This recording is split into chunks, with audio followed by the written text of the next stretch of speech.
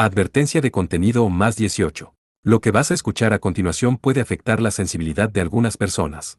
Por favor, escucha con discreción y continúa solo si te sientes cómodo con este tipo de contenido. Este audio puede incluir descripciones de sangre, heridas fuertes y cicatrices profundas, escenas de violencia intensa y situaciones impactantes, relatos de heridas graves, dolor y detalles sensibles, temas delicados, tensos o perturbadores que pueden causar incomodidad. Aclaración importante. Todo lo que se narra aquí es ficción. No es real, no representa hechos reales, ni busca mostrar situaciones verdaderas. Este contenido no incentiva, no apoya y no recomienda imitar o repetir ninguna de las acciones mencionadas. Es simplemente una narración de entretenimiento creada para disfrutar de una historia, nada más. Recomendado para mayores de 18 años. Si eres menor de edad o si este tipo de contenido te resulta incómodo, te recomiendo no continuar. Tu bienestar emocional es lo más importante.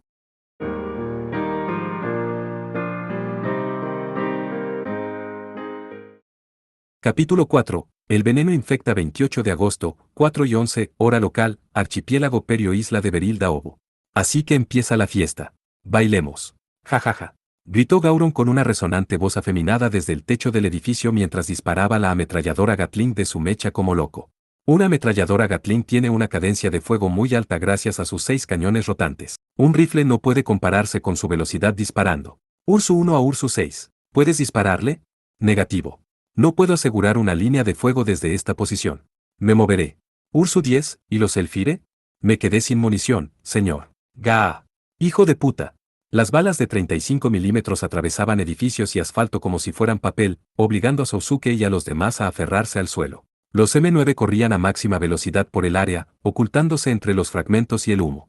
Ursu 7, adelante. Todos los demás, retrocedan y cúbranlo. Gritó McAllen en la radio. 7, entendido, Sousuke respondió rápidamente, haciendo que el arbalest corriera en una posición agachada. Gauron, deberías estar muerto, pensó Sousuke amargamente. Ya he tenido suficiente. Sousuke estaba seguro de que había derrotado a Gauron la última vez en las montañas norcoreanas, pero se había equivocado y no sabía todavía qué tipo de mala suerte era esta. En una situación en la que tuvo que luchar a contrarreloj en cada segundo, no hubo tiempo para quedarse a confirmar la muerte de Gauron. Gauron, ¿qué planeas ahora? ¿Era realmente una trampa? Gauron habló como si supiera que Sousuke estaría allí. En ese caso, ¿qué pensaba al salir al exterior de esa forma? Sousuke no lo sabía. La ansiedad de antes, la que había sentido antes de que empezara el ataque, volvió. Su cuero cabelludo le picaba y su respiración era superficial. No se podía calmar. Su supuesta aguda sensibilidad no funcionaba sin importar cuánto lo intentara. Esto es malo. Si continúa así, será muy malo. Sousuke pensó en el Dark Bushnell destruido, la imagen de la destrucción que le esperaba a sus M9 aliados. Si me equivoco. Si fallo. Si me vencen, no habrá forma de salvarlos. El oponente de Sousuke era Gauron. De alguna forma había escapado de Sunan, pero aquí estaba nuevamente con la intención de matar a los camaradas de Sousuke. Era exactamente como esa vez hace 3 años en Afganistán. Ursu 7. Gritó la voz de McAllen en la radio. Sousuke volvió a la realidad después de que su tiempo de respuesta hubiera bajado considerablemente. Vamos, ¿qué tal está la reunión? Gauron disparó su lanzagranadas adherido a la Gatling. Pequeñas bombas llovieron, creando una tormenta de destrucción. Las llamas nacían y desaparecían como burbujas. Sousuke hizo que el mecha zigzagueara, logrando evadir de alguna forma las granadas. Ursu 7. ¿Qué estás haciendo? McAllen, Mao y Dunnigan dispararon los rifles de los M9 que ya habían retrocedido. Los tiros de incomparable certeza atacaron al Venom, las balas de 40 milímetros perforantes golpearon repetidamente su cabeza, torso, hombros y piernas. No, solo parecía que le golpeaban. Cada proyectil explotaba en llamas justo antes de llegar a la máquina. Después de que soplara una suave brisa, se revelaron las rajas en la pared del edificio, pero Venom estaba ileso. Así que es eso, gruñó Dunnigan. Afirmativo. No se acerquen, respondió Sousuke, evitando la lluvia de proyectiles que el cañón Gatling disparaba de lado. La cadencia de disparo del enemigo era tremenda y Sousuke realmente no podía acercarse. De acuerdo a los datos actuales, el rango en el cual el arbalest podía mostrar los efectos del Lambda Driver era a menos de 30 metros. De alguna forma, tenía que acercarse lo suficiente y encenderlo. «Atáquenlo con todo», gritó Sousuke. «No podemos acercarnos desde aquí». «Mierda», maldijo McAllen, escondido en la sombra de una bodega que estaba prácticamente destruida. Era gracias a la agilidad superior del M9 que había podido evitar continuamente ser alcanzado por la tormenta, pero si continuaba así, ninguno de los mechas podría evitar salir herido. Ursu 2 a todas las posiciones. Intenten apuntar a las armas en lugar de las al cargador de la ametralladora Gatling. Ah, ¿qué pasó? Estoy bien, solo un daño leve. Dens prisa. Sin siquiera molestarse en confirmar el recibido, McAllen y los otros dispararon desde el suelo o mientras corrían. Los proyectiles acribillaron a balazos el lado derecho de Venom y casi todas las balas fueron repelidas por el campo de fuerza, pero, jejejeje, es inútil. ¿UMM? De repente, hubo un destello seguido de una explosión. Una bala que salió sin la sincronización de las demás dio en el cargador de la Gatling, creando la deflagración de la munición restante. Varios cientos de proyectiles de 35 milímetros explotaron en una reacción en cadena, regando todo el área de destructivas piezas de metal. El edificio estaba parcialmente destruido, envuelto en gigantescas llamas y humo negro. El haz de Gauron desapareció. No se sabía si había explotado o había sido lanzado a alguna parte por la explosión. ¿Ha funcionado? No. Cuidado. Saliendo del humo y envuelto en llamas, Venom saltó hacia el cielo. A pesar de haber recibido la explosión a quemarropa, la máquina apenas estaba dañada. ¿No sois tan malos, Venom aterrizó con fuerza y arremetió a toda velocidad, pateando el cemento como si fuera grava. Su velocidad era comparable a la de un M9, no, incluso lo superaba. Esto es increíble. 12, retrocede. Aconsejó Sousuke, confrontando a las que corría. Ahora era el momento de usar el Lambda Driver. Sousuke levantó su cañón y apuntó. La imagen de Venom posicionado más allá de la mira se mostró en la pantalla de Sousuke, mientras veía cómo agarraba los grandes cuchillos de monofilamento en cada mano. Kaasid Dim. Rió Gauron. Era como en aquel momento de hace 4 meses. Lo haré. Podré hacerlo. Lo he hecho muchas veces. Sí, lo haré bien. Esto tiene que funcionar. Si falla. Cálmate, Sousuke se dijo a sí mismo, debes hacerlo. Concéntrate. Visualiza la imagen del proyectil. La imagen es importante. Es absolutamente necesario. Sousuke disparó. El cañón se encendió y dejó salir un proyectil de 57 milímetros gracias a su puntería perfecta, la bala perforante salió, atravesando el haz de Gauron. O eso pensaba él. El proyectil solo explotó y se diseminó frente a Venom. Nada diferente a un disparo había pasado. El Lambda Driver había fallado en su función. Sousuke estaba atónito. Venom arremetió contra él, sus manos llevaban los grandes cuchillos a derecha e izquierda, como si intentara abrazar al arbalest. Sousuke. Antes de que los cuchillos de Gauron pudieran destrozar la cabina del arbalest, un M9 apareció a su lado y apartó al mecha. Las dos máquinas cayeron enredadas. Los cuchillos cortaron el aire, fallando por poco. Mientras Sousuke se incorporaba, farfulló. Mao, contrólate. ¿Qué haces ahí plantado? Eso es todo lo que Mao pudo decir. Gauron se detuvo repentinamente, se giró y movió el cuchillo de la mano derecha mientras señalaba con el dedo índice al M9. ¡Van! Exclamó. El espacio entre el Venom y el haz de Mao brilló. Se vio algo como una línea recta y una fuerza invisible tomó la máquina de Mao.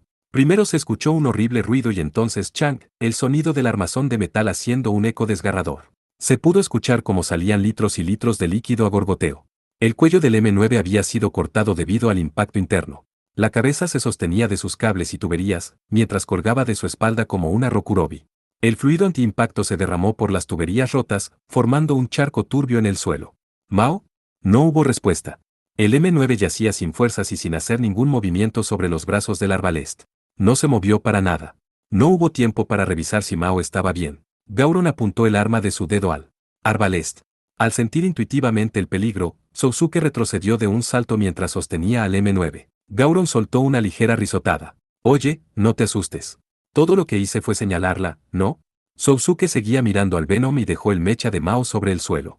Ursus 7, ¿qué ha pasado? Los M9 de McAllen y Dunnigan salieron de ambos lados y dispararon sus rifles hacia Gauron desde un rango de casi 300 metros. Gauron dejó que las balas le impactaran como si fueran una ligera lluvia y se quedó encorvado como si intentara conservar energía. Bien, ahora volvamos a intentarlo. Gauron sacó los cuchillos de monofilamento de su cabeza y echó a correr una vez más. Sousuke volvió a retroceder de un salto y mientras disparaba su ametralladora, dijo por la radio. Aquí Ursus 7. 2 ha caído, su estado es desconocido. Alejaré a Venom, que alguien venga por ella. ¿Qué has dicho? Repite.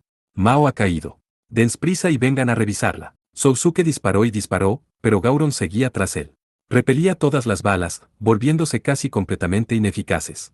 Es diferente a como era antes. Cuando Sousuke había peleado con Gauron antes, parecía que había algunas restricciones en el uso del Lambda Driver de su oponente, pero ahora era diferente, ahora no tenía límites. Ni siquiera los ataques sorpresa funcionaban.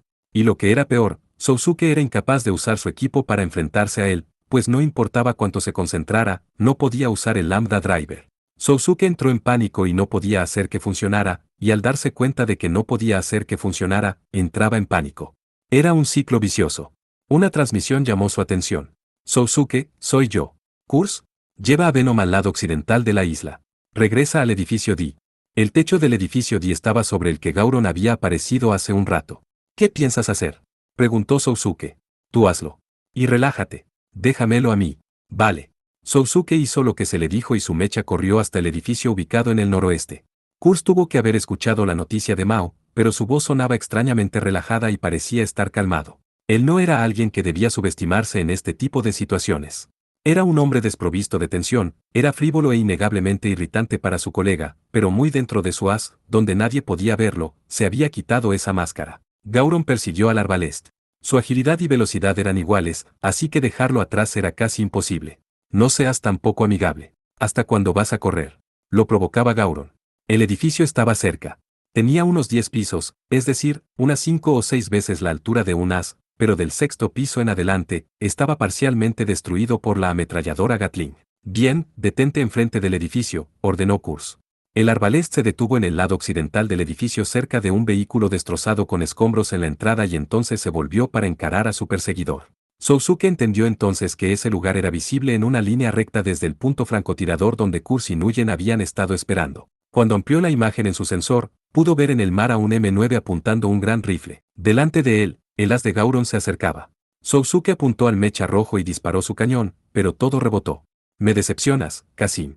Pensé que quizá podrías hacerlo mejor. Un cuchillo brilló. El cañón que Gauron usaba como escudo fue cortado en dos. Después de otro destello, la armadura de su hombro fue cortada. Agudas cuchilladas lo atacaban por derecha e izquierda, pero él continuaba avanzando decididamente. De alguna forma, logró agarrar ambos brazos del arbalest. Un operador de habilidades normales probablemente ya estaría muerto. Te esfuerzas mucho, pero... Gauron forzó las manos del arbalest hasta que el cuchillo apuntaba hacia él mismo. Los músculos electromagnéticos del arbalest rechinaban mientras Sousuke intentaba apartar el cuchillo con toda su fuerza. Era una prueba de fuerza entre as. Sin embargo, la fuerza del mecha enemigo era feroz y tenía una ventaja de peso. El arbalest retrocedió un paso, 2 pasos, hasta que su espalda tocó la pared del edificio, causando que su armazón se aplastara y rechinara. Los filos de los cuchillos de monofilamentos vibradores de alta velocidad fueron presionados contra el pecho del arbalest. Ah, vamos, ¿qué es lo que pasa? ¿Ya te vas a morir? Junto con esa chica tuya tan mona. Se burlaba Gauron. Ursus 7, no te muevas. Al siguiente instante, el mecha de Gauron fue golpeado por algo que provenía de una posición directamente perpendicular. Fragmentos de metal volaron y la cabeza de las bajó. Eran las balas de Kurz desde casi 4 kilómetros de distancia, pero ni siquiera las poderosas balas de 76 milímetros pudieron penetrar el campo de fuerza del enemigo. ¿También podía usar su pared protectora contra un ataque sorpresa a una distancia tan grande? Ese golpe tan vehemente hizo al as rojo tambalearse un poco, lo que era esencial. Sin perder tiempo, Kurz disparó su cañón de francotirador una vez más, 2 tiros, 3, 4, 5. Pero estas balas no estaban dirigidas a Gauron. El edificio parcialmente destruido tras ellos, incluyendo sus soportes y vigas, se fue derrumbando por los certeros disparos. Tras perder lo que había en el 5º piso, y que prácticamente era lo que sostenía la estructura, el edificio colapsó. Incontables pedazos de barra se retorcieron, el hormigón cayó y el vidrio se rompió, creando un estruendoso ruido. Cayendo a una velocidad que sacudió el aire, cientos de toneladas de escombros se derrumbaron desde arriba hasta el arbalest y su enemigo. Kurz no tuvo tiempo de hacer una advertencia. Sousuke agachó a su mecha y le hizo un barrido a Gauron, causando que el as rojo perdiera el equilibrio y cayera de rodillas. Sin prestar más atención a su enemigo, el arbalest se inclinó y se apartó del lugar de un salto. Un segundo después, el destruido edificio se estrelló contra el suelo, aplastando al Venom. Siguiendo el increíble estruendo, partes del edificio se esparcieron como pequeños dulces, paredes, pisos, tuberías y muebles. El polvo era tan grueso que la visibilidad era nula. Sousuke, ¿estás vivo? Por ahora sí. Después de tirarse al suelo, el arbalest se levantó lentamente. Kurz realmente tiene buenas ideas, pensó Sousuke. Un movimiento equivocado y Sousuke estaría en camino al más allá. Después de haber pensado en eso, también tuvo que admitir que la técnica de disparo de Kurz estaba bastante cerca de ser milagrosa. Desde casi 4 kilómetros, hasta las vigas principales de un edificio se veían tan delgadas como agujas. Para que Kurz pudiera golpear a 4 de una vez, menuda habilidad, dijo Sousuke. Eso es lo que yo llamo talento, dijo el M9 de Dunnigan con cierto retardo. Después de revisar la munición restante, apuntó el rifle directamente enfrente de él y se acercó a una montaña de escombros. Sousuke no estaba seguro de la muerte de Gauron. Con un ataque tan destructivo, sin importar lo fuerte que sea el campo de fuerza del Lamba Driver, probablemente haya sufrido algo de daño, pensó. Se preocupaba de que Gauron estuviera bajo los escombros, esperando su oportunidad para saltar en su dirección. Esta vez, de alguna forma tenía que utilizar el Lamba Driver para vencer a su enemigo. ¿Pero puedo usarlo? Las palmas de Sousuke se hacían cada vez más sudorosas. Casi dio un salto cuando percibió un movimiento inesperado en la pila de escombros. Entonces, un pedazo de vigas y cemento se levantó lentamente y se desmoronó, revelando la máquina roja. No llevaba armas, pero ambas manos estaban levantadas y salía vapor de sus articulaciones mientras se levantaba. De forma brusca. Sin saber las intenciones de su oponente, Sousuke dudó en apretar el gatillo. Lo cierto es que no estaba siendo negligente, pero no tenía la confianza de pensar en que disparar tendría algún efecto. Me has pillado. Me he vuelto a sobrecalentar, dijo Gauron más fuerte que el sonido del vapor escapando. El cuerpo rojo del mecha temblaba un poco y lentamente separó su parte delantera de la trasera. La cabina se abrió, y esa acción, realizada frente a un enemigo, era una señal de rendición para cualquier piloto de as. Estos mechas imitaban la forma humana y por la estructura del armazón, apenas podían moverse con el torso separado. Al parecer, Venom no era una excepción a la regla. Las cosas han cambiado como era antes, ¿verdad? Me rindo. Haz lo que desees, dijo Gauron. Baja, respondió Sousuke en un forzado estado de calma. ¿No dispararás? Estoy seguro de que te arrepentirás. Después de decir eso, la voz se dejó de escuchar a través de los altavoces. Gauron salió del torso abierto en un traje de piloto de color rojo oscuro, una cicatriz recta podía observarse a lo largo de su mejilla. Había marcas de quemaduras en su cuello y se veía considerablemente más delgado que hace 4 meses. No había duda de quién era. ¿Y ahora qué pasa conmigo? Preguntó el terrorista con una sonrisa de agotamiento en su rostro.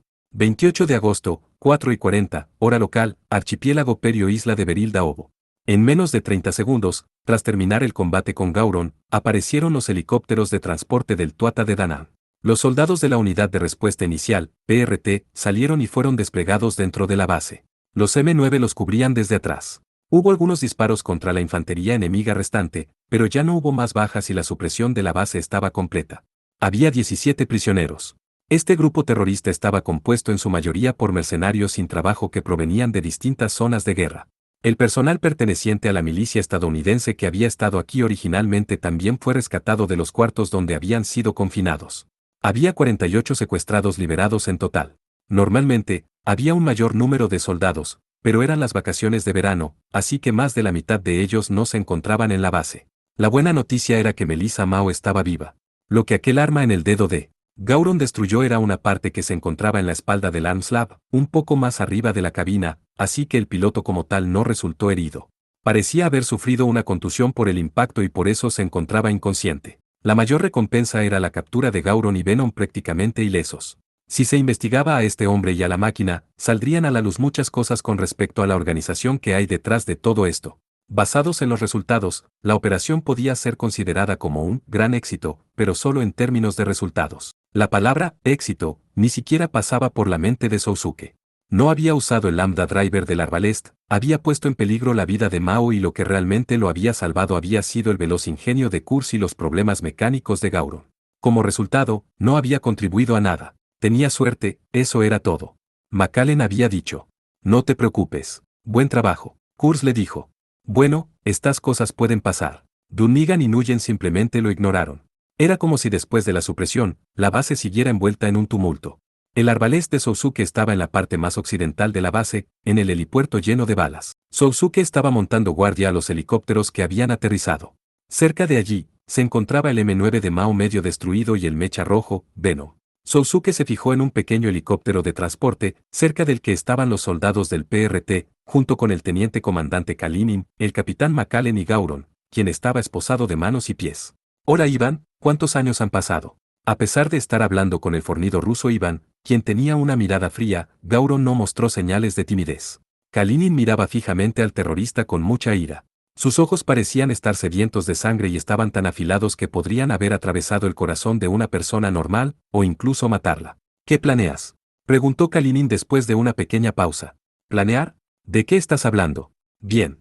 Te diré que no tengo el más mínimo interés de mostrarte piedad y tampoco habrá ningún tipo de trato. Una vez nos digas todo, te erradicaremos de la tierra. Recuérdalo. Oh, qué miedo. Kalinin le dio la espalda a las burlas de Gauron y le dijo a los soldados cercanos.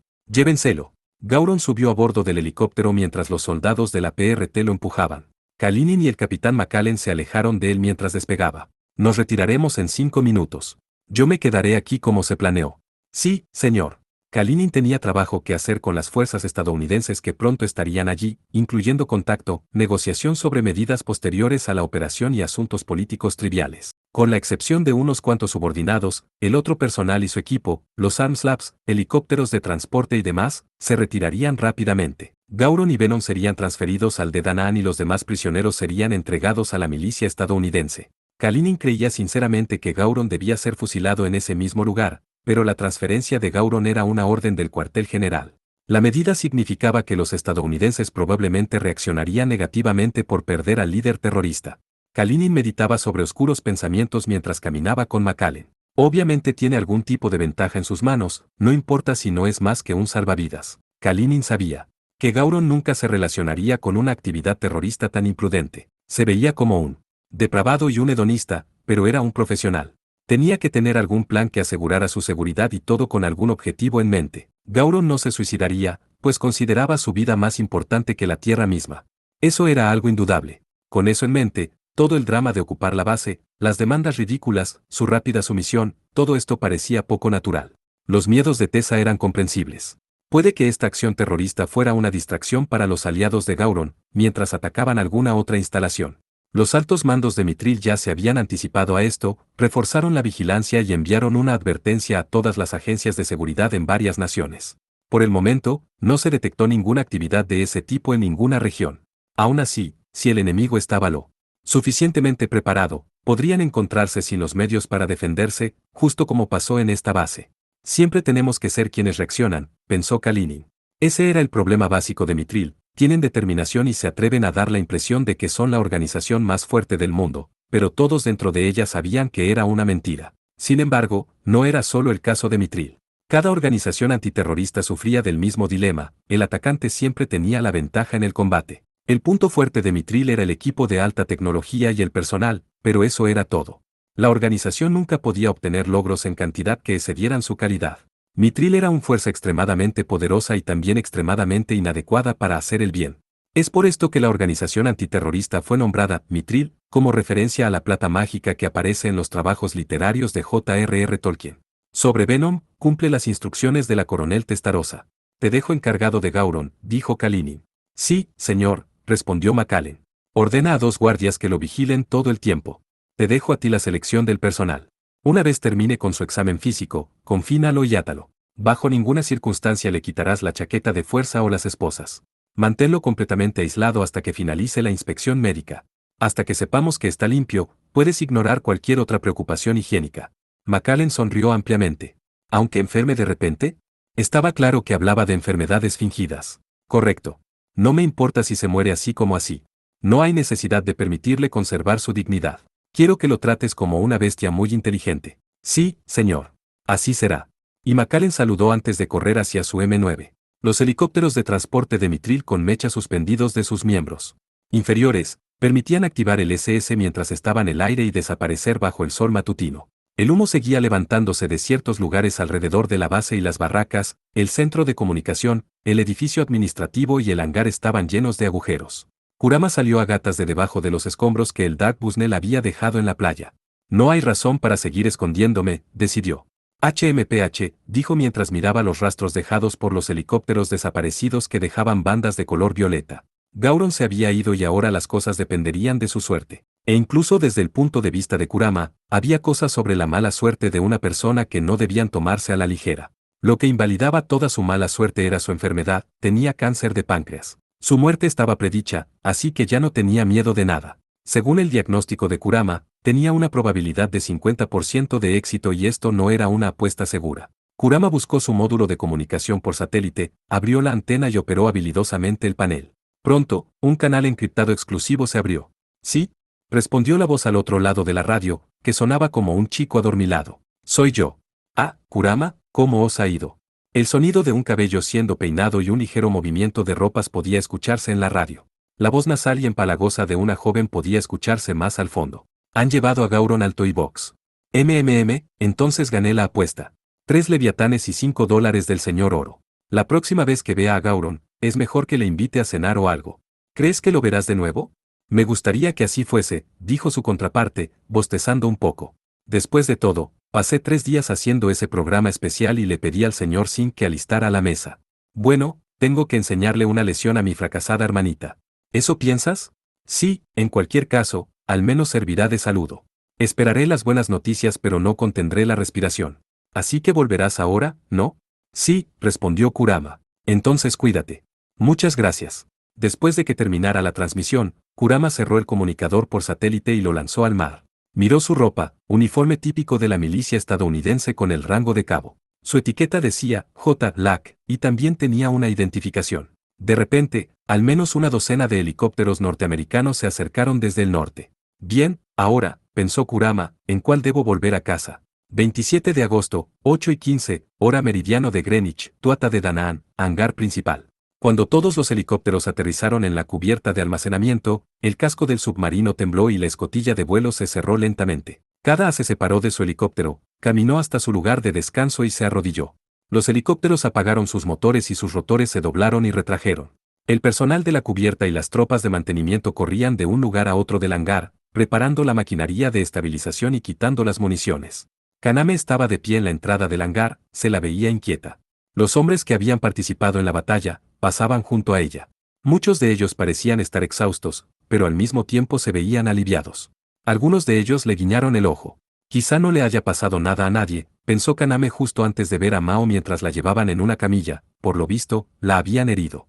Cuando Kaname comunicó su preocupación, la doctora del submarino, la señorita Peggy, que estaba cerca, le dijo: se pondrá bien. Solo la han sacudido un poco. Kaname vio cómo se llevaban rápidamente a Mao en la camilla hacia la enfermería. Cuando se dio la vuelta, vio a Sousuke de pie observando también cómo se llevaban a Mao. Kaname se sintió aliviada de que no estuviera herido. ¿Sousuke? Kaname observó al instante que estaba abatido. Tenía la misma expresión seria y la boca cerrada de siempre, pero sus ojos deambulaban mirando el suelo. En su comportamiento se notaba la falta de espíritu. Bienvenido. Sin responderle, Sousuke se sentó sobre un tractor eléctrico que estaba cerca. Apenas había notado a Kaname. Ella estaba allí porque quería asegurarse de que estaba bien, pero aparentemente, él no se daba cuenta. Una alarma sonó por toda la nave y una voz artificial habló. Inmersión. Inmersión. El suelo se sacudió y tembló un poco, provocando que el silencio reinara en el hangar desierto. ¿No vas a ir a la otra habitación? Preguntó Kaname. No. ¿Qué pasa? Me equivoqué. No puedo mirar a mis compañeros a la cara, dijo fríamente mientras empezaba a quitarse su traje de piloto. Después de quitarse el protector de la cabeza y la delgada armadura del cuerpo, abrió la cremallera del pecho. Se dejó la parte inferior puesta, se amarró las mangas alrededor de la cintura y se puso una camisilla. ¿Alguien ha muerto? No. Qué bien, Mao no parecía estar tan mal tampoco. Lo dices como si no fuera nada, dijo Sousuke, endureciendo su tono. ¿Cómo si no fuera nada? No era mi intención sonar así, tartamudeó Kaname. Está a un paso de la muerte por mi culpa y la de ese as. Sousuke se volvió y empezó a hablar de forma muy rápida, divagando como una presa que acababan de abrir. No pude usar el Lambda Driver. Amplifica tu mente, imagínalo. No lo entiendo. Me harté. Esa cosa imprecisa e impredecible no es un arma, es brujería. Que un mago lo pilote. Yo. Miró con odio al arbalest, que descansaba del otro lado del hangar. No soporto a ese as. Realmente no lo soporto. Traiciona a su piloto en momentos críticos. No es una herramienta que un profesional pueda usar. Quien lo inventó era un ingeniero terrible. Esta era la primera vez que Sousuke se quejaba tanto, lo que sorprendió a Kaname. Mientras apretaba el borde de su camisa, dijo con una voz calmada. Oye, ¿por qué no descansas un poco? Seguramente estás cansado. No estoy cansado. Pero no creo que estés actuando siendo tú mismo. Kaname lo sentía en su corazón, no era Sousuke. No sabía qué había pasado, pero estaba quejándose y murmurando sobre sus problemas. El Sousuke normal era una persona seria y jamás criticaría a las personas o a las cosas de su alrededor. ¿Y tú qué sabes de mí? Respondió desdeñosamente Sousuke, en un tono que sonaba como si estuviera aguantando las ganas de gritar. No vayas por ahí diciendo esas cosas sin cuidado. ¿Acaso entiendes la responsabilidad que me han obligado a llevar? Solo soy un mercenario. Preferiría ir a misiones normales con un equipo normal, pero desde ese incidente hace 4 meses he tenido la peor de las suertes. Gauron, cuidar de ti. No sirvo para ninguna de esas cosas. No es nada más que un montón de problemas. Kaname sintió como si alguien hubiese golpeado su nuca. Problemas, incluyendo cuidar de mí. Así que así es como se siente. Yo nunca, Kaname se esforzaba para hablar. No recuerdo haberte pedido nunca que lo hicieras. No pongas esa cara de disgusto. Si te sientes así, ve por qué no renuncias y ya. No puedo. Es una misión que solo yo puedo cumplir. ¿Qué demonios? ¿Misión? ¿Sabes? Tú.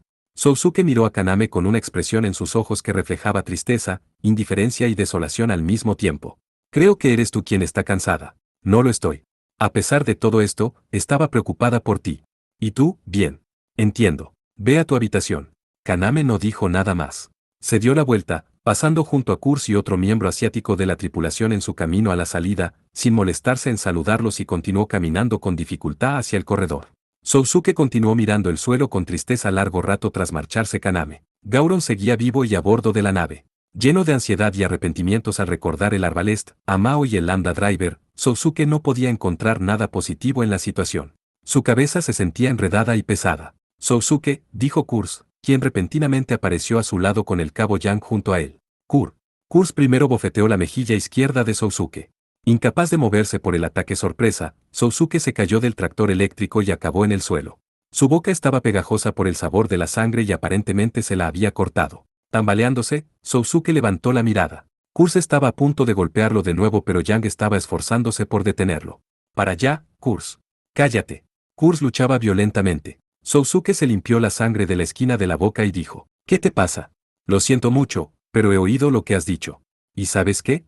No puedo soportar que te creas el héroe. Eso es todo. ¿Creerme el héroe? ¿Acaso yo? Cállate. Solo porque no pudiste ser el mejor, te quejas como un niñito y además te desquitas con una chica. Los hombres como tú acaban siendo maridos abusivos o típicos tipos molestos del barrio. ¿Entiendes lo que te digo? No me he desquitado con ella. Claro que sí, imbécil. ¿O acaso siempre haces llorar a las chicas buenas como ella? ¿Kaname? ¿Llorando? ¿Por qué? Sousuke intentó pensar. Quizá porque su campo de visión se había vuelto extremadamente angosto, la realidad finalmente se abrió paso por primera vez. ¿Lo he hecho? La hice. Calmado gracias a Yang, Kurz recobró la compostura. Después de respirar profundamente, apartó sus ojos de Sousuke. Estás pensando en muchas cosas, lo entiendo, dijo Kurz. Mira, no estoy molesto por nada de lo que pasó en la operación. El Arbalest es una impredecible en primer lugar.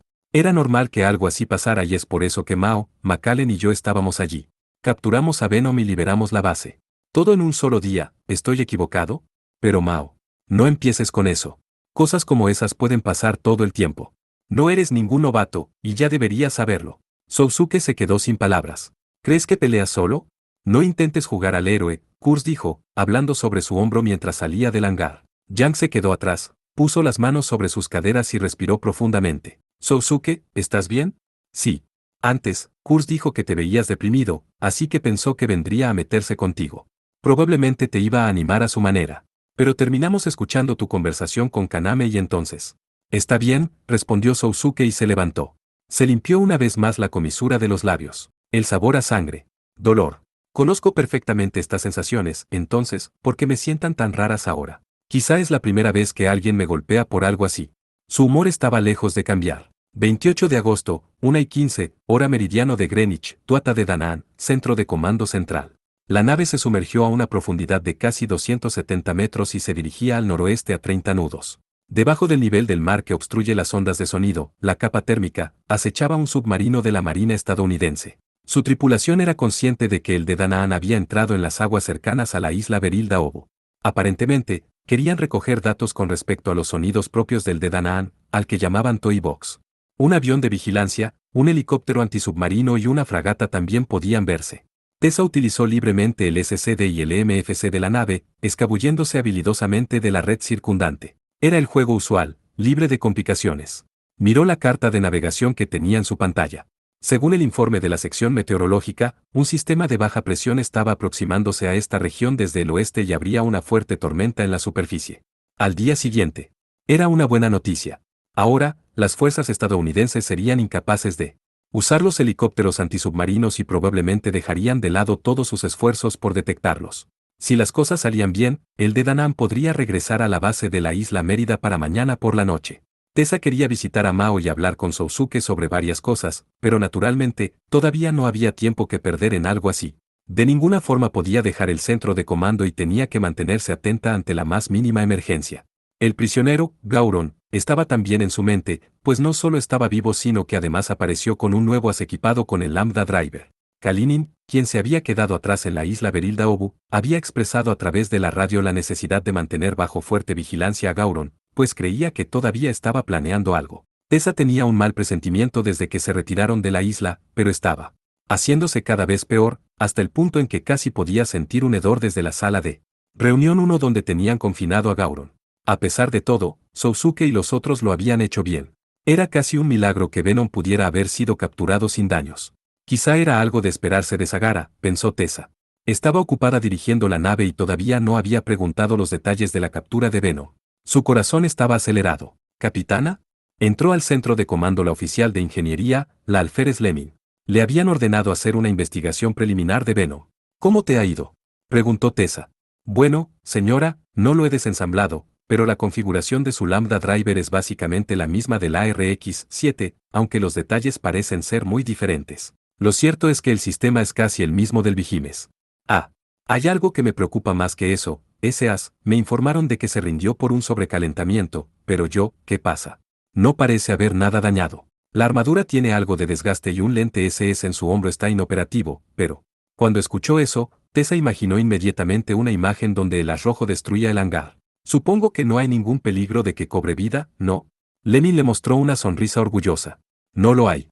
He desconectado el generador. No importa qué programa esté preparado en la inteligencia artificial del as, no se moverá sin energía.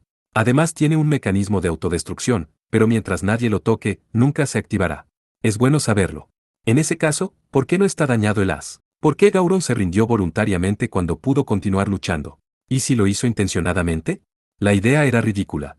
Gauron había pasado una detallada revista y no podía estar amarrado con más seguridad, además estaba siendo vigilado por miembros del SER. Su inspección demostró que estaba limpio, así que no había forma de que estuviese portando un virus. No había forma de que el terrorista escapara e hiciera algún truco sucio. Pero aún así, en todo caso, bien hecho. Desmantelaremos el Venom en la base, dijo Tessa. Sí, capitana. Después de saludar, la alférez Lemming se fue del centro de comando. ¿SR Mardukas? Llamó Tessa a su oficial de navegación. Sí, capitana. Hay algo que debemos discutir. 28 de agosto, 1:10, hora meridiano de Greenwich, Océano Pacífico Occidental. La orden del cuartel general de la flota, la primera en mucho tiempo, decía, en las próximas 12 horas, el Toy Box podría pasar cerca de su sector actual, así que manténganse en silencio. Si logran localizarlo, síganlo lo mejor que puedan y guarden la información recogida. El capitán del USS Pasadena, el comandante Killy B. Sailor, aplastó el papel que contenía la orden y dejó salir un gruñido exasperado. ¿Cómo demonios vamos a encontrarlo? Hay que joderse. La pregunta era especialmente importante, considerando que lo habían perdido después de haberlo tenido tan cerca. El sector marítimo del que Sailor estaba a cargo tenía un radio de 100 kilómetros, lo que hacía el encontrarlo algo como buscar una aguja en un pajar. Probablemente el cuartel general no espere mucho de nosotros, dijo el oficial ejecutivo Takenaka con una voz relajada. Las otras naves en la flota del Pacífico aparentemente habían sido enviadas al sur para cazar el Toy Box. Solo el Pasadena estaba en este sector tan distante. Supongo que no. Cuando pienso en la tarea, me recuerda a Nobi, dijo Sailor. ¿Y eso qué es? Cuando era un niño, estaba a cargo del equipo masculino de béisbol. Ah. Nos llamábamos los Marineros de Oklahoma. Sea como fuere, uno de los jugadores era un chico inútil llamado Nobi. Lo puse en el extremo derecho y de octavo en el orden de bateo, y siempre lo trataba mal. Si cometía un error, le hacía bajarse los calzoncillos enfrente de Katy. ¿Katy? Sailor tenía una mirada de nostalgia en sus ojos. Recordando todo eso ahora, creo que entiendo cómo se sentía Nobi en el frío extremo derecho. Eso no dice mucho, considerando todo el tiempo que ha tardado en decirlo. ¿Cómo dices? ¿Te estás burlando de mis preciosos recuerdos de la infancia? Solo son las contemplaciones del matón del barrio. Hay que joderse.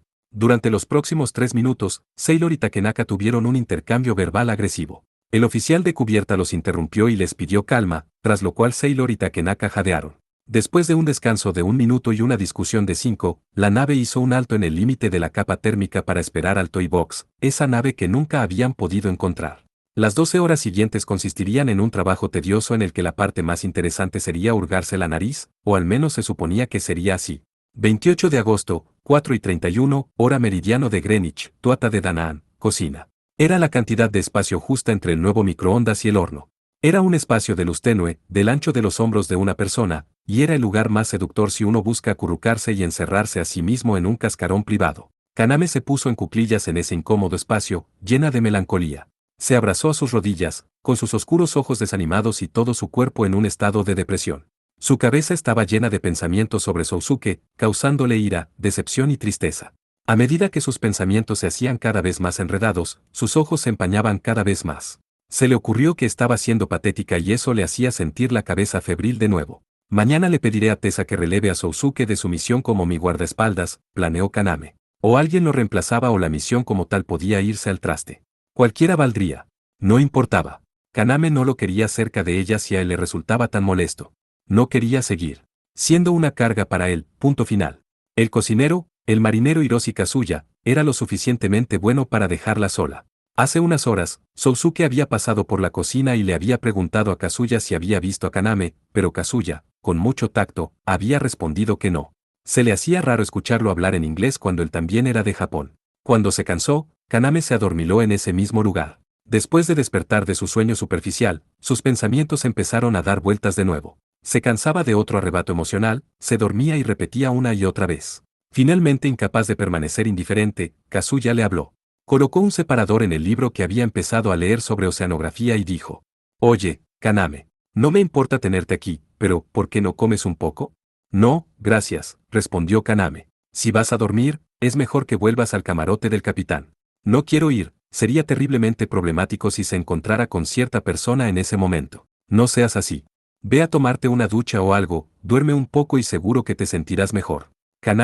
Kaname miró con curiosidad a Kazuya. ¿Te molesto? No. No es eso, respondió con una sonrisa inquieta. Parecía que Kaname se había convertido en una carga aquí también. Sin nada más que hacer, se levantó y lentamente se alejó de la cocina. Al mismo tiempo Tuata de Danaan, sala de reunión 1. La guardia del terrorista estaba siendo organizada en turnos rápidos de 1 hora de duración. El de Danaan no tenía instalaciones tipo celdas de aislamiento porque era una necesidad poco común y el espacio era limitado dentro del submarino. En las raras ocasiones en las que había prisioneros o invitados a bordo, se usaban las habitaciones disponibles.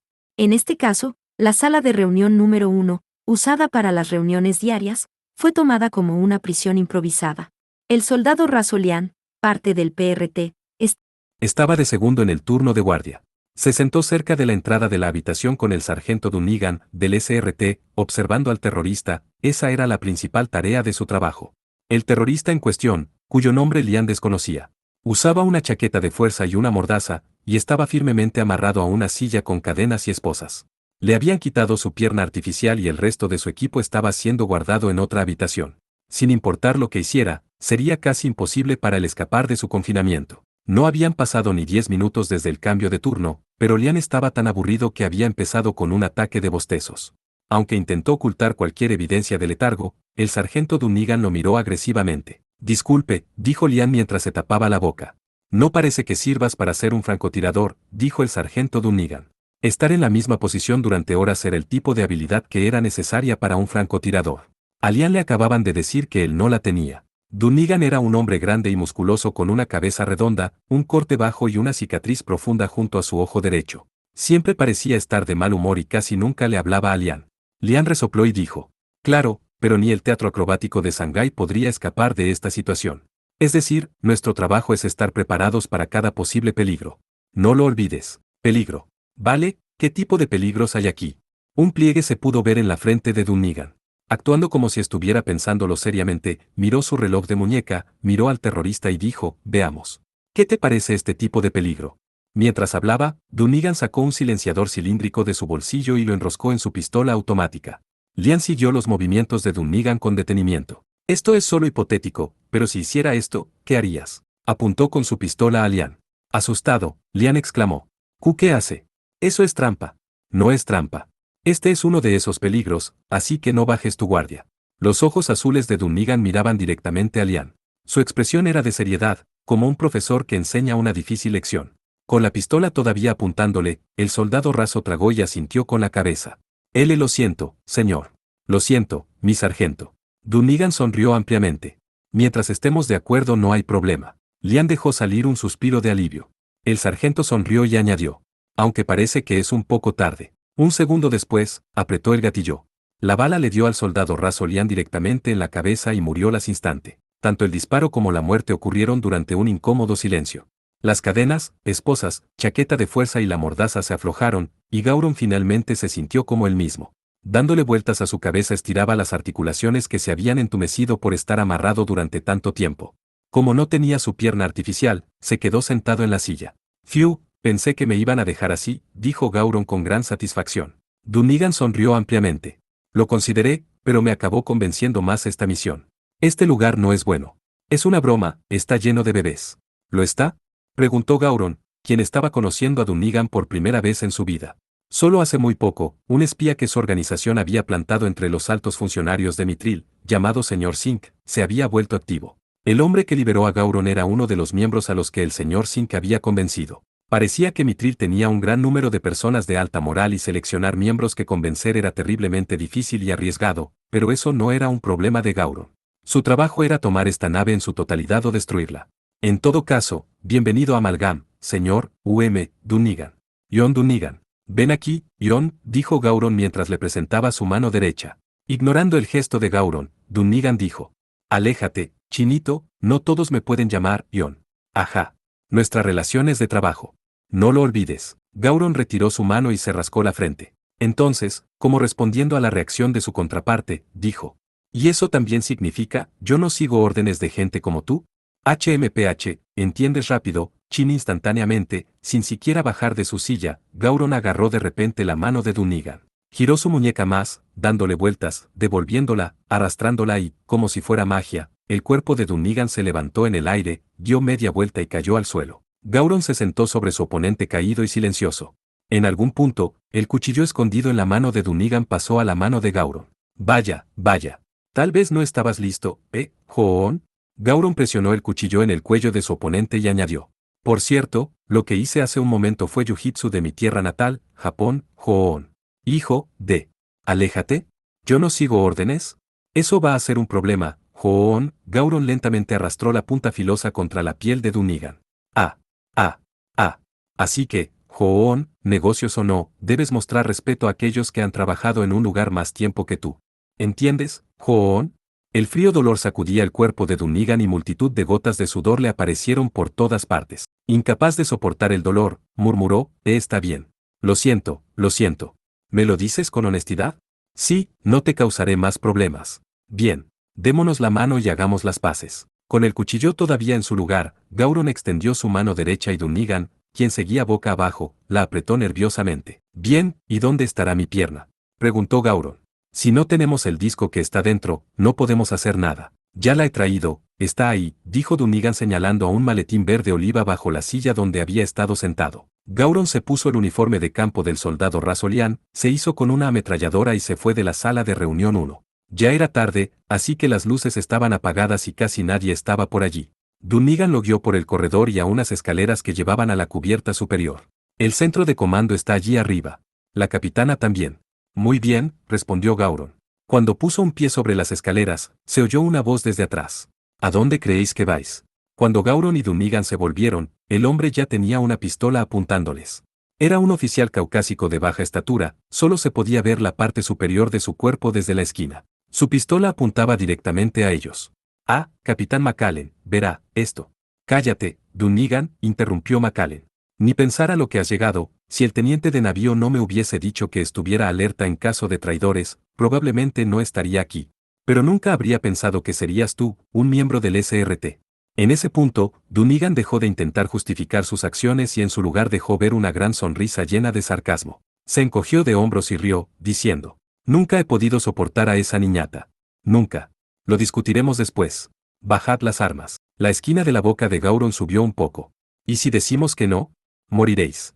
McAllen estaba escondiendo habilidosamente su parte inferior detrás de la esquina y sus habilidades con la pistola eran de tirador selecto. En caso de que intentaran resistirse, seguramente los cosería a tiros. De repente, otro miembro del equipo, un asiático con uniforme de campo, apareció desde la esquina contraria. «¿Nguyen?», dijo McAllen. «Capitán, ¿qué pasa aquí?».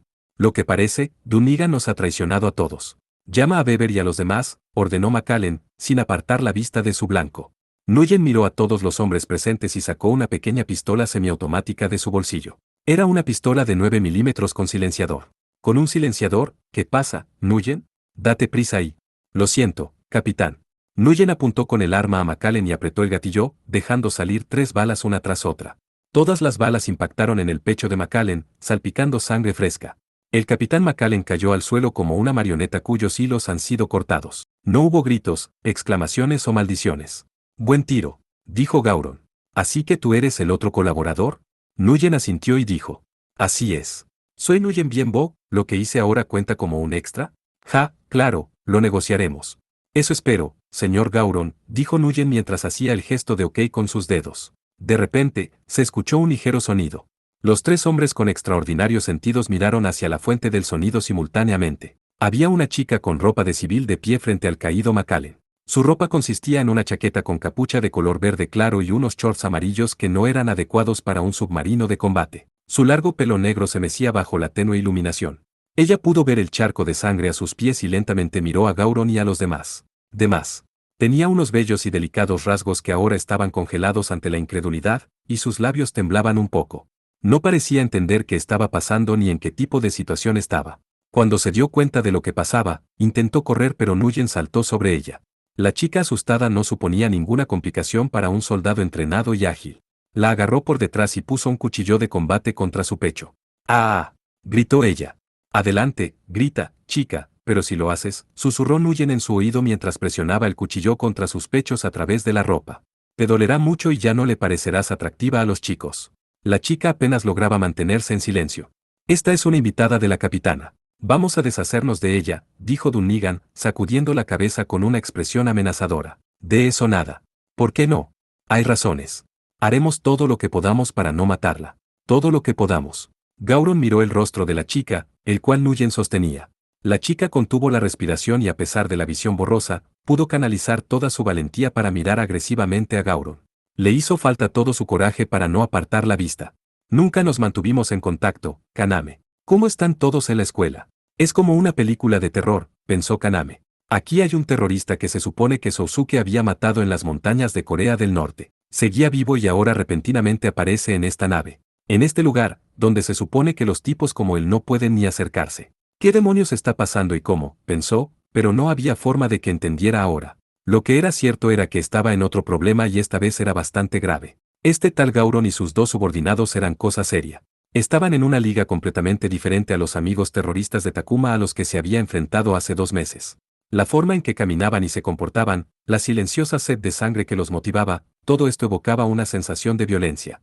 Seguramente eran todos profesionales, que matarían a una persona tan fácil como respiran. Hasta Kaname, una novata, pudo sentir eso. Probablemente son más fuertes que Sousuke, pensó. Los hombres llevaron a Kaname con ellos y avanzaron por el solitario corredor. El gigante con la cabeza redonda iba de primero, seguido por Gauron y Kaname, y de último iba el delgado que llevaba el cuchillo. Subieron los peldaños, atravesaron varias puertas y salieron a la parte central del de Danaan, el centro de comando central. Tessa estaba sentada en la silla del capitán, mirando el informe del combate en la isla Berilda Obu. Berilda Obu. El centro de comando, construido como un pequeño teatro, tenía a 9 miembros de la tripulación trabajando, así que casi la mitad de los asientos estaban vacíos. El oficial de navegación, Mardukas, tampoco estaba presente. El tripulante que tenía su asiento más cercano a la puerta fue quien primero notó a los visitantes. Cuando iba a levantarse, el puño de Dunnigan golpeó el puente de la nariz del hombre y cayó de su asiento. Al escuchar el grito y el ruido, los demás miembros de la tripulación enfocaron su atención de forma simultánea hacia la entrada. Un segundo después, Tessa también miró en dirección al altercado. Vio al sargento Dunnigan del SRT, a Kaname Chidori siendo inmovilizada por el cabo Nguyen y Gauron con una ametralladora. Tessa sintió un escalofrío por todo su cuerpo y con tan solo observar la situación, pudo saber quién la había traicionado y qué estaba pasando. Casi todos los tripulantes se levantaron de sus asientos y cuando estaban a punto de dirigirse hacia Gauron y los demás, Tessa gritó: «No lo hagáis». La tripulación se congeló. Bajo ninguna circunstancia. Es una orden. Los tripulantes probablemente pensaban que de alguna forma subyugarían al grupo a pesar de que 2 o 3 murieran en el intento, pero Tessa conocía demasiado bien el poder de combate del personal perteneciente al SRT. Sousuke, Mao, Kurz, McAllen, Yang, todos eran buenas personas, pero al mismo tiempo, poseían técnicas asesinas sobrehumanas. Dunnigan y Nguyen no eran una excepción y probablemente podrían matar a cualquiera con las manos desnudas. Se había decidido que los tripulantes no llevarían armas dentro de la nave a menos de que se necesitara. Traer pistolas o armas cortopunzantes estaba estrictamente prohibido, en particular para el centro de comando. En realidad, Tessa misma rompió esa regla y tenía escondida una pistola automática, pero contra esos tres, algo así no serviría de nada. ¡Qué buena capitana! Entiende la situación, dijo Gauron con una voz despreocupada. Apuntó su arma a Tessa y dijo, ¿la habéis escuchado todos? Es mejor que no intenten hacer nada raro, como hace sonar una alarma. Si hacen algo así, algo terrible le pasará a su dulce capitana. Será algo tan terrible que lo clasificará en la categoría X, será algo que los menores no podrán ver, ¿lo pilláis? La tripulación regresó lentamente a sus asientos con expresiones de seriedad. Adelante e inténtenlo. Ninguno de ustedes saldrá vivo de este lugar, dijo Tessa de forma retadora. Como si su resistencia le agradara desde el fondo de su corazón, Gauron dijo. ¡Oh! ¡Qué preciosidad! ¡Qué maravilloso lugar para trabajar! Chicos, ¿estáis seguros de que no os arrepentís? Dijo mirando a Dunnigan y a Nguyen, y luego sonrió. Eso no nos importa, respondió Dunnigan. Ni que pudiéramos hacer algo con eso, añadió Nguyen. Ja. Por cierto, tú ve por allá, Kana. Las dos son rehenes de un valor incalculable. Gauron tomó el brazo de Kaname y la puso junto a Tessa. «Kaname, ¿estás herida?», preguntó Tessa. «No, pero un soldado». Kaname empalideció y dejó de hablar. «Probablemente ha muerto». «¿Quién será?». Tessa sintió un amargo dolor en su pecho, pero de alguna forma, lo sacó de su mente. «Bien, ahora empecemos nuestros negocios. Capitana, indique su destino hacia el noroeste a, sí, 300, digamos». «Me niego», respondió Tessa firmemente. Incluso después de esto, Gauron apuntó su ametralladora al tripulante más cercano. «Detente», gritó Kaname. El teniente Goddard, el tripulante al que le apuntaron con el arma, mantuvo su seria expresión y tragó saliva como si se preparara para algo. Miró a Tessa y dijo: «No debe hacerlo, capitana». Tessa permaneció en silencio. «No le culparé. Nadie lo hará. Por favor». «Entonces podrás morir», sentenció Gauron. Justo antes de apretar el gatillo, Tessa le interrumpió. «Espera». No podía soportarlo. Era demasiado. El dedo de Gauron se detuvo. «Oh, ¿no te habías negado?». «MMM. El terrorista sintió repetidamente como si disfrutara completamente el que su oponente se rindiera. «Timón a babor. Dirección 300», murmuró frágilmente. «Capitana. No hay problema, solo un simple cambio de ruta». «¿No me habéis oído?». «Timón a babor. Dirección 300». El oficial de cubierta asintió dudoso y lo repitió y entonces los timoneles redirigieron la nave. El de Danaan, que había estado dirigiéndose al norte, empezó a girar lentamente hacia el noroeste. «Esto es tolerable todavía», se dijo Tessa a sí misma. Pero si hacían demandas peligrosas como ir a máxima profundidad, dispararle a un tripulante o acercarse al reactor de paladio, todo lo que podía hacer ella era negarse, aunque todos los presentes murieran.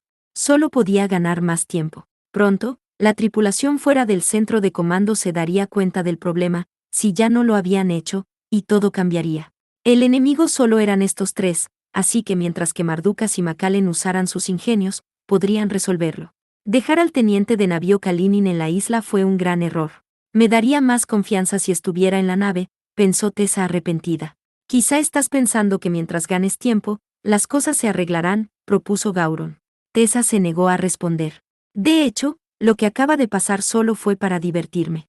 También tengo esto para ti, y si no haces lo que te digo». Dijo Gauron, tras lo cual reveló un disco. Gauron miró la pantalla personal en la silla del capitán y adhirió un módulo de ordenador. Esa era una de las pocas terminales conectada directamente con la IA madre Dana, el sistema de control integrado de la nave. «No puede ser», tembló Tessa de solo pensar en la posibilidad. Después de confirmar lo que buscaba, Gauron insertó el disco. Esto y esto. «Esto es difícil de seguir, mierda». Movió el cursor y escribió en el teclado. Y, listo. Después de que Gauron presionara Enter, una ventana apareció. Los datos en el disco fueron rápidamente transferidos a la terminal, preparando CDC. Tiempo restante 00:00:05, y luego aparecía, peligro. Implementación de CDC requiere autorización de Capitana TEA, Tarosa o por ciento y de DX por ciento cuartel principal. Ver, y contras A, D por ciento I, D, micro, U, Peli B por ciento E. La pantalla se oscureció y la pantalla enfrente del centro de comando también lo hizo. No, Tessa palideció y todo lo que pudo hacer fue farfullar. Kaname y la tripulación no sabían qué había pasado y miraban a Tessa ansiosamente. Sus preguntas fueron respondidas cuando las letras en la pantalla aparecieron. Bienvenido, Capitán Gauron. Estoy esperando órdenes. Puede dar cualquier orden. Gauron silbó y puso su mano en el hombro de Tessa. ¿Ves eso? Las máquinas no tienen corazón. CDC significaba cambio de comando. Los datos del capitán de la nave habían sido actualizados y normalmente nadie más que Tessa podría hacer eso, a través de una ventana específica con un disco. Además, el lenguaje de programación del de Danaan, Bada, solo podía ser usado por un pequeño número de personas. Tessa no pudo pensar en nada más que una persona capaz de hacerlo. ¿Es él? ¿Lo conoces? Así es. Me dijo que te saludara, pero con lo bien que están saliendo las cosas, seguro podrás saludarlo tú misma. Tessa lo entendió todo, este era su saludo. Él y Gauron estaban juntos, y este hombre estaba intentando entregarle personalmente la nave y a ella. Bueno, señorita Ia, dijo Gauron. Sí, capitán, respondió la Ia madre Dana en la voz de una mujer que extrañamente sonaba voluptuosa. Los datos de voz de Gauron ya habían sido introducidos. Montemos un poco de revuelo. Que suene la alarma como si hubiese un incendio y un accidente en el reactor. Que todos se reúnan en el hangar principal. Sí, señor. Una intensa sirena sonó por todo el submarino.